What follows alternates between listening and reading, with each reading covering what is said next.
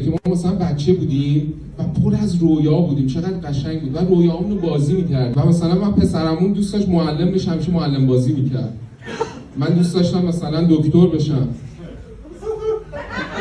بعد مثلا صبح اگه دوست داشتم ظهرم دوست داشتم. شب خیلی من اصلا زیرزمین خونه‌مون مطب داشتم. من کل محل ویزیت کرده بودم. یعنی میومدن پیشم میگفتن ببین ما زانومون درد میکنه، مطمئنی باید آمپول بزنیم؟ کار پزشکی دخالت نکن. یه بار ریختن خونه ما، منو به جرم تزریق غیر قانونی گرفتن. گفتم به خدا بگردید یه سرنگ پیدا نمی‌کنید اینجا. من یادم دانشجو شده بودم، هرچی پول میگرفتم خرج مریضام میکردم.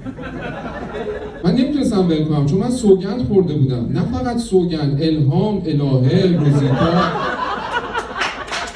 محسا،